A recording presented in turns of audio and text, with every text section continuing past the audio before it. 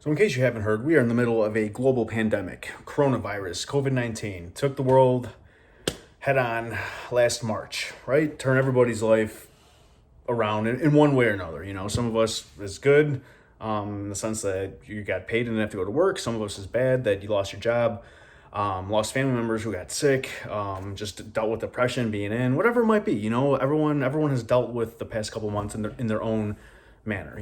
But the one thing that's been consistent is the COVID-19, Corona, being safe, washing our hands, wearing masks, being cautious, not to gather in groups, right? So yeah, you know what? We've been hearing about this on the news for several months, and where are we at now? Right now, I'm over in Illinois, and they're cracking down, going back into I think phase 3, either starting on Friday or it might have already started in some counties. So yeah, it was that no indoor gatherings and eating and this and that, and not getting into the political side of it. To each their own. I'm here to actually just talk about my experience with testing positive for COVID. So let's get to it. Now, one of the first videos I did a while back when I first started my channel was talking about the importance of building a strong immune system. I, however, did not take my own advice. It's good, advice. Advice are some of those things that that it's the right thing to listen to, but it's not always the easiest thing to get accustomed to doing, right? So if we can, let's wind back a little bit to late August, right? Where am I going with this? Student teaching was starting for myself. Last week of August, got my placement, got my orientation done, all set to go. Bada bing, bada boom. Things were moving and grooving. A few weeks until, 17 weeks until graduation. And yeah, I'm excited. I was excited. I still am excited, But let's see, I think a week after my orientation is when I got in the call my mom had cardiac arrest, or suffered cardiac arrest, or whatever the term actually is. And she was taken to the CCU over in a little town by me, and yeah, so basically it's a crazy process what had happened, but she had went without oxygen for quite some time, and they had to put her body in like a cooling process, to preserve any organs or damage that might have happened, and that's in itself is a 72-hour wait, I believe, or 48 hours. So hold on, let me get this right. 24-hour cooling, and then they had to reheat her back up to core temperature, and then so ultimately it was between a 60 72-hour process. So from when I heard about it on the Friday, we couldn't have any answers period until Monday, which obviously wasn't the best results. But anyways, that's not why we're here to talk about this right now. What I'm here to talk about, though, is the importance of taking care of yourself. And when I talked about the video a while back, talking about the importance of building your immune system and giving it the right things, diet, exercise, mental health, being happy and being positive, and just expressing yourself, not even being happy all the time, just not bottling things up, right? So and what can happen when you don't do those things, and how that really does affect your immune system. So my situation changed dramatically from cruising along, doing things great, student teaching, and things were moving and grooving for myself, and they still are. I don't want to make it seem like none of that is not happening, but obviously, if you could dodge a wrench, you could dodge a ball. Life threw a wrench right at me. I couldn't really dodge it because I had to prioritize taking care of my mom, taking care of my family, and being there for them during that entire time. So we're trying to balance student teaching and school, and then being in touch with my cooperating teacher, and just obviously having to sleep and eat and do all that kind of stuff. That really took a toll on me. So it's like things started to get sacrificing. I started sacrificing things. So obviously, I had to sacrifice working out. I just stopped working out, and these are those things that it's easy to build an excuse for, ultimately I didn't really have an excuse to not at least try to do some type of activity, but looking back about it, it's easy for me to say now, but at the time it's just that's the last thing that I really want, that I could have even put my mind to. Same with eating 3 times a day and eating the right things 3 times a day. Obviously I had no appetite. I'd wake up and I would drink my coffee, and I would probably drink another coffee and then another coffee, and then maybe drink 48 ounces of water throughout the entire day, and then maybe grab some fast food on the way home from the hospital, and then having a couple Modelos. I'm going to be honest. That's wasn't like I'm looking as a crutch, but coming home and just having to help myself unwind a little bit. But you look at all these factors and they're not good factors. You're adding into what I like to call a TTB, a ticking time bomb, after the course of so many weeks of not having good sleep, not being hydrated, not eating fruits and vegetables, all the stuff that I'm preached to you guys. I'm gonna be honest, I didn't do any of that for the month. It was tough. I knew that I should be, but I mean, ultimately, I didn't want to do that. It felt easier for me to go and grab an Impossible Whopper from Burger King after a long day and a six pack. No harm, no foul. And I have to cut up onions and I have to deal with watery eyes and what I'm talking about. Just the meal prepping period, gone away. So anyways, my mom ended up passing away in September 19th, and then we had her memorial service, funeral, whatever. Everything's so weird right now. You can't really do the things that you wanted to, and that really is unfortunate. And my heart goes out to anybody who's lost somebody during this time, because to not really give somebody you love a send off that you would think is appropriate, it's not easy. It's just not. But it's just life, and we got to keep trucking on through it. So, mom's funeral was on a Sunday, I believe, and then I think finally, like Monday and Tuesday, I took some time to get myself together. I knew that I needed to start getting back into a routine, right? But at this point, I didn't recognize that it was a little too late from this, and I had a week, started getting back into it, and I just you kind of go off the adrenaline so much of everything's happening, and I'm trying to be there for my grandma, my family, and be the support from there, but then you don't really reflect on yourself and understand that, like, you got to really take care of yourself. There's a good quote. It's like, you can't pour from an empty cup. You know what I'm saying? So it's like, it makes it important to fill up your own cup before you can really prioritize all these other cups that you might, you do want to fill, but you got to find that balance, right? So about a week after getting back to school and student teaching, get back into the flow of things, now we're getting to the good part. Now we're getting to the part when I actually tested positive for COVID and how that came about, right? So I forgot what day it was, but it was a morning, and I slept with the window open, and it was just that nice September cool fall air that's coming in, and I woke up with sniffles. Thought it was allergies. I usually get them when the weather changed, randomly. Sometimes I get them in spring, sometimes I get them in fall, sometimes I don't get them, period, right? But yeah, so to take precaution, I was like, I don't want to be the guy just sneezing at work all day. So it's like, I better just, take off and take some allergy medicine, whatever have you, and just go back the next day. So the sneezes just kept coming, right? And it was just like, but I didn't feel sick, I didn't feel like I was getting a cold or getting a flu or any of that, But the one thing, looking back now, as I was, kind of reflecting over the period, was like, I did notice that I was becoming really out of breath really easily, and I contributed that to the full lack of inconsistency in September. Like just not exercising and not eating right, not doing cardio. I was just like, but then when I thought about it, I was like, dude, you're not that out of shape. Like, I mean, walking to the mailbox and walking back to the door, I was winded, I was wiped. Excuse me one second. So looking back, that was one of the very first things that, I had recognized that it was, what's the word I'm looking for? One of the first symptoms was fatigue, easily fatigued, but I didn't feel feverish. I didn't feel fluish or any of that. It was just, I noticed myself getting tired really easily. And on top of that was the sneezes. So over the next 2 or 3 days, I just continuously, obviously, just felt worse and worse. Basically, I had the COVID checklist, and I was checking things off left and right, and how I was feeling. And there are tons of places to get COVID tested. I'm not gonna knock that, but sorry about that. It was an accident. All right, let's pick right back off where we left off at. But a lot of the places, you go to the apps and they only give you a 3-day period. So it might be like Monday, Tuesday, and Wednesday before they release the next 3 days. So they obviously don't all book up. So trying to find an appointment took me about 3 or 4 days.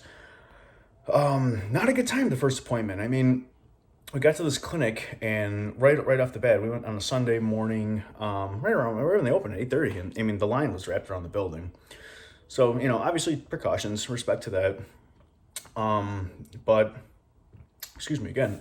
Finally, obviously the COVID test was not the best. The best way I can explain how it felt was like, for anybody who's ever eaten sushi and had like a bite of wasabi, and you got that, like, it's like that it like awakens your nasal cavity, and you're just like, that's what it felt like when they went in with the swab. It's like a Q-tip about that size. They go in and they do circular motions at each nostril and they pull it out. It didn't hurt by any means, but it just felt like very wasabi-y. So I guess that's a good thing. I mean, I love wasabi. But anyways, that's what the test was like. That was the first one. And by this point, my fever was like fluctuating. I just didn't feel good. Like, I will say, out of the course of, I think it was like 10 to 12 days where I was positive and where I was feeling 100% myself again, three of the days were rough. I mean, they were like, I mean, at one point, one day I like walked up from downstairs to upstairs, and it's only 13 stairs, not a lot.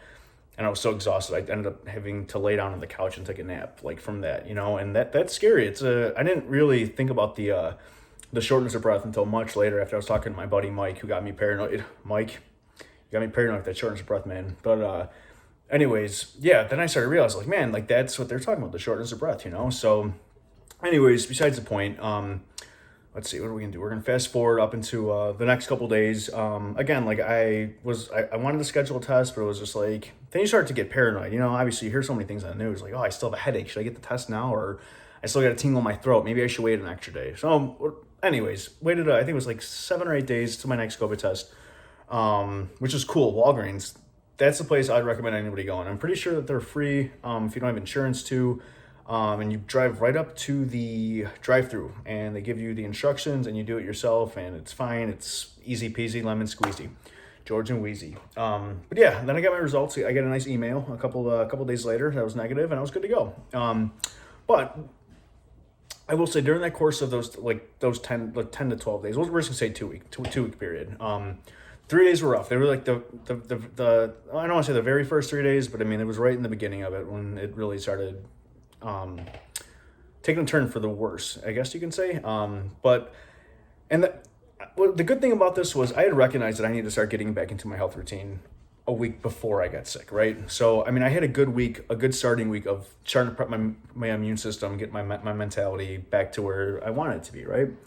So I'm going to definitely played a contributing factor. But before I go into what I did and what I took and how I lived over those couple days with Corona, I'm not a medical professional by any means. I work in special education, so I am not saying to this is going to cure anything.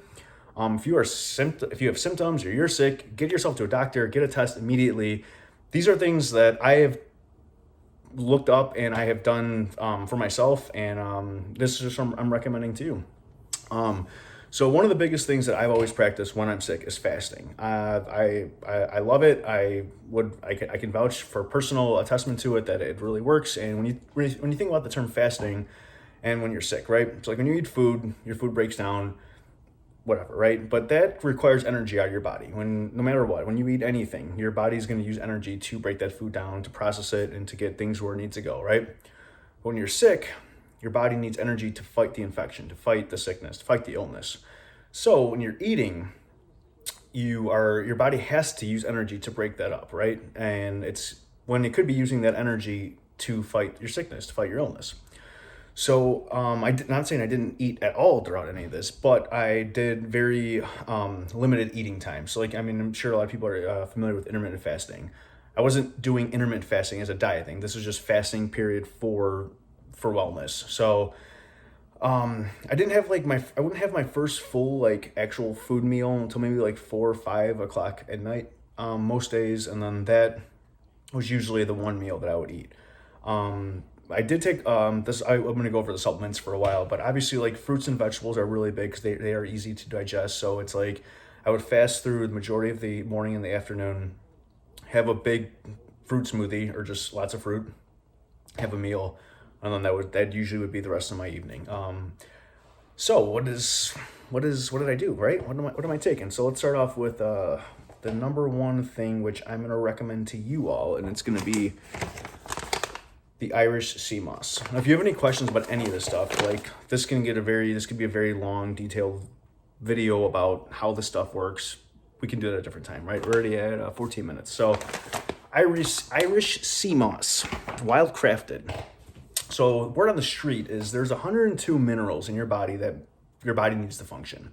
And Irish sea moss contains 92 of those minerals, which is amazing. It's like iodine, zinc, calcium. There's there's 92 of them. I'm not going to list all 92 of them, but and iodine's important. I'd like to do a different. Gosh, we're gonna get my Bill Nye on one of these days, and we're gonna talk more about iodine. But anyways, Irish sea moss, 92 out of 102. That's critical. I mean, when you're thinking of like minerals and vitamins and all that kind of stuff that your body needs to run on, when you're sick and you're giving your body a surplus of that, I mean, it's going to help to build your immune system. There's no other way around it. So Irish sea moss, if you are unfamiliar with it, I would definitely look into it. Don't just go buy it with because I said to buy it. Go do some research because there's a lot of tricks to the trade with it. I'll show you a little bit of this stuff, but it comes off like I don't even know how to describe it. I'll show you. It's like looks cool. It looks like something out of like a science book, but yeah, it's just like this. Obviously, it comes from the ocean, so it's got like the coral or like underwater cool stuff.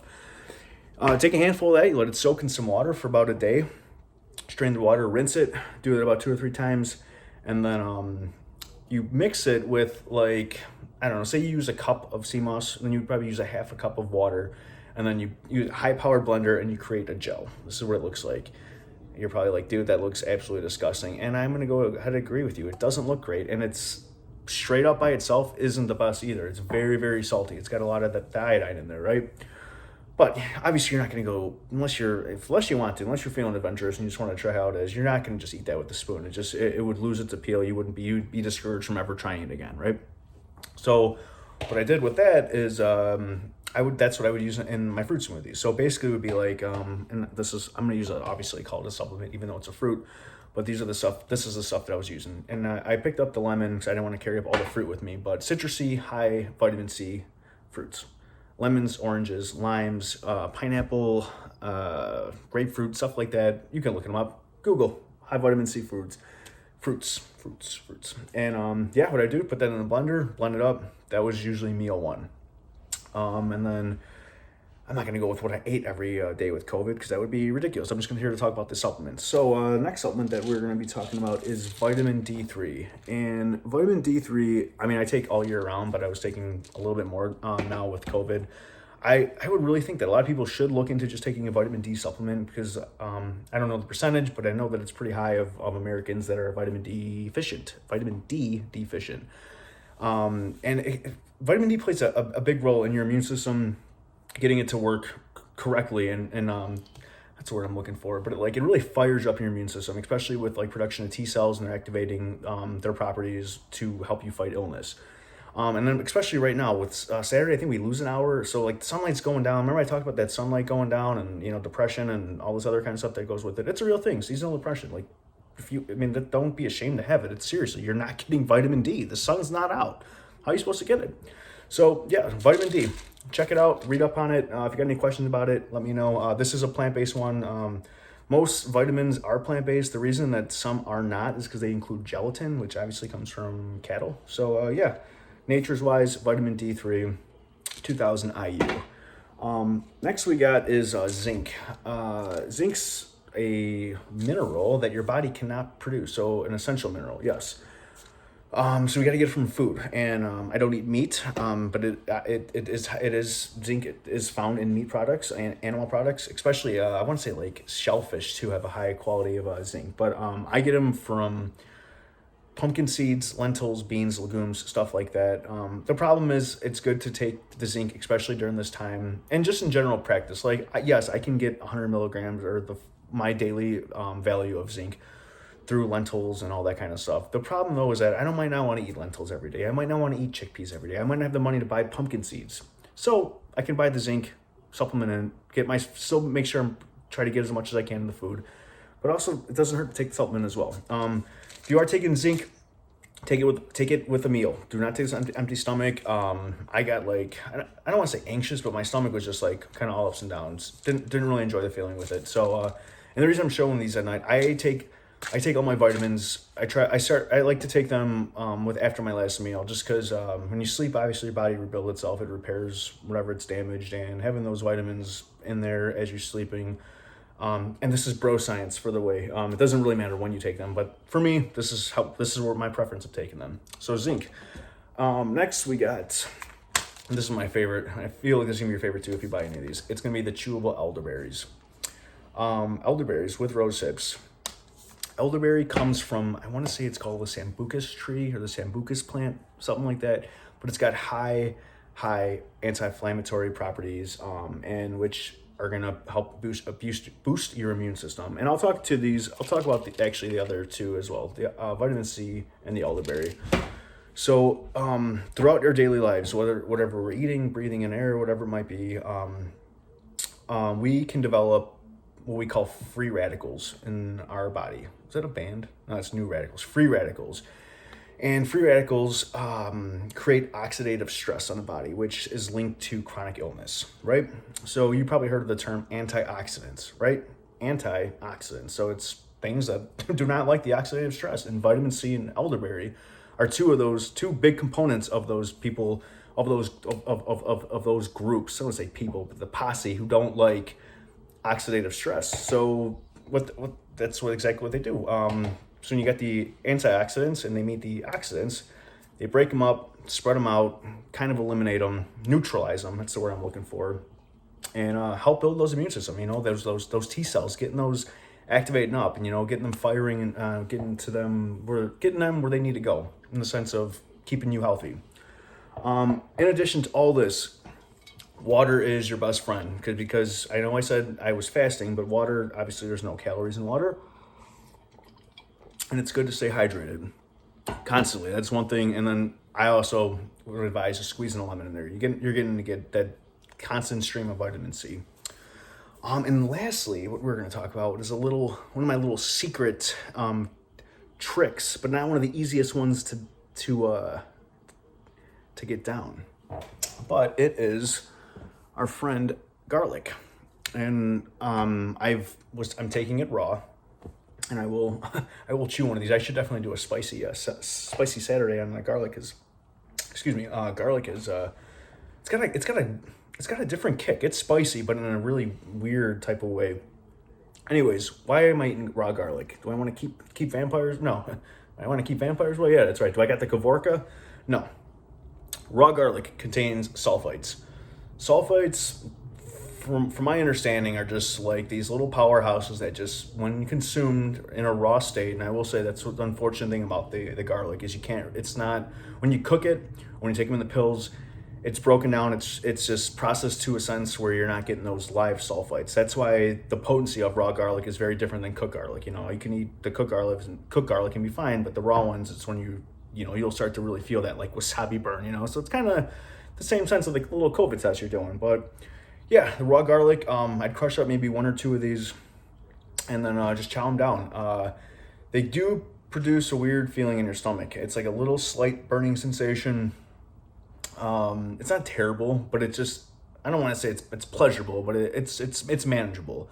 Especially if you got into the routine of doing this every night, which I fortunately enough was able to stomach. And I didn't the beautiful part about it was I didn't have the taste or the smell, so I couldn't, you know what I'm saying, I'd eat the raw garlic, I couldn't really sit there and get that garlicky smell, so it kind of worked out in my favor. But this was now this stuff obviously is easy to stomach. The garlic, I definitely recommend trying one clove at a time or a half clove and assess your tolerance. But this stuff is an immune powerhouse, man. Seriously, look it up. Look any of this stuff up again. So we got Irish sea moss, vitamin D, zinc, vitamin C, elderberry, and raw garlic, and obviously our best friend, water. And don't forget those high citrus vitamin C fruits. So if you guys got any questions on Corona, COVID, anything that relating to material in my personal experience, reach out, send me a message, comment below. Don't forget to like and subscribe straight out of the garden.